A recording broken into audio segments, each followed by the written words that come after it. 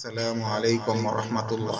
আল্লাহর কোরআনে এমন কিছু আয়াত আছে যেগুলোর মর্যাদা অসাধারণ। তার মধ্যে রয়েছে কোরআনের বিশেষ একটি আয়াত যা রাসূল সাল্লাল্লাহু আলাইহি ওয়াসাল্লামের ভাষ্যে বলা হয়েছে কোরআনের সর্বশ্রেষ্ঠ আয়াত, আর এই আয়াত হলো আয়াতুল কুরসি।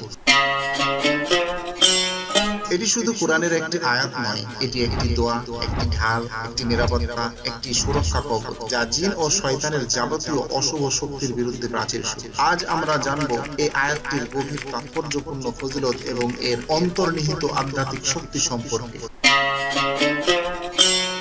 এই আয়াতে আল্লাহ নিজের সত্তা, গুণাবলী এবং সর্বব্যাপী ক্ষমতার বর্ণনা দিয়েছেন, যা ইসলামী তাওহীদের মূল ভিত্তিকে তুলে ধরে। হযরত আবু হুরায়রা রাদিয়াল্লাহু আনহু বর্ণনা করেন, রাসূল সাল্লাল্লাহু আলাইহি ওয়াসাল্লাম বলেছেন, যে ব্যক্তি প্রতি সালাতের পরে আয়াতুল কুরসি পড়ে তার আর জান্নাতে যাওয়ার মাঝে কোনো কিছু বাধা হয়ে থাকবে না, শুধু মৃত্যু ছাড়া।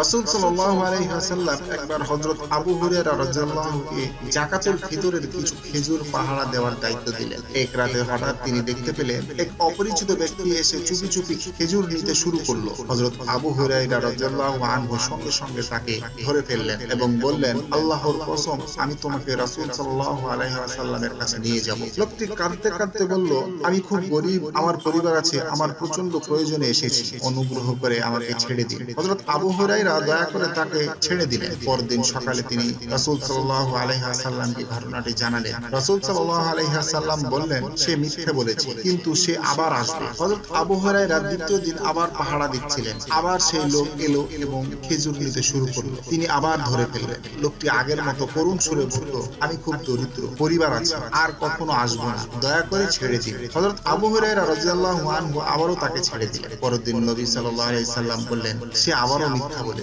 কিন্তু সে তৃতীয়বার আসবেই। তৃতীয় রাতে লোকটি আবার এলো। এবার আবু হুরায়রা রাদিয়াল্লাহু আনহু তাকে ধরে ফেললেন এবং বললেন, এবার আমি অবশ্যই তোমাকে রাসূল সাল্লাল্লাহু আলাইহি ওয়াসাল্লামের কাছে নিয়ে যাব। এবার লোকটি বলল, আমি তোমাকে এমন একটি কথা শিখিয়ে দিই যা তোমার উপকারে আসবে, তখন তুমি হয়তো আমাকে ছেড়ে দিবে। হযরত আবু হুরায়রা রাদিয়াল্লাহু আনহু বলেন, কি সেটা? সে বলল, যখন তুমি ঘুমাতে যাও তখন আয়াতুল কুরসি পড়ে নিও, তাহলে আল্লাহ তাআলা তোমার উপর একজন রক্ষাকারী নিযুক্ত করবেন এবং সকাল পর্যন্ত কোনো শয়তান তোমার কাছে আসতে পারবে না। হযরত আবু হুরায়রা তাকে ছেড়ে দিলেন। সকালে রাসূল সাল্লাল্লাহু আলাইহি ওয়াসাল্লাম জানতে চাইলেন, তোমার বন্দী গত রাতে কি করেছিল? হযরত আবু হুরায়রা রাদিয়াল্লাহু সবকিছু জানালেন। রাসূল সাল্লাল্লাহু আলাইহি ওয়াসাল্লাম বললেন, সে তোমাকে সত্য বলেছে, যদিও সে নিজে একজন বড় মিথ্যাবাদী। জানো সে কে ছিল? হযরত আবু হুরায়রা রাদিয়াল্লাহু আনহু বললেন, না। রাসূল সাল্লাল্লাহু আলাইহি ওয়াসাল্লাম বললেন, সে ছিল শয়তান।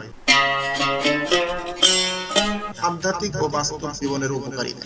ঘুমানোর আগে পড়লে রাতভর নিরাপত্তা, জিন ও শয়তানের কুমন্ত্রণা থেকে রক্ষা, ঘর ও পরিবার বরকতময় ও প্রশান্তি আসে, ভয়, দুশ্চিন্তা ও অশান্তি দূর হয়।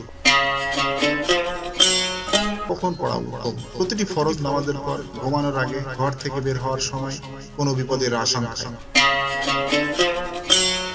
আয়াতুল কুরসি কেবল একটি আয়াত নয়, এটি একটি অনন্য সুরক্ষা কবচ, একটি ঈমানের শক্ত ঘাঁটি। এর নিয়মিত পাঠ একজন মুসলমানের জীবনের শান্তি, নিরাপত্তা ও ঈমানের শক্তিতে ভরিয়ে দিতে পারে। তাই আসুন আমরা প্রতিদিন অন্তত একবার হলেও পড়ি এবং আমল করি। আসসালামু আলাইকুম।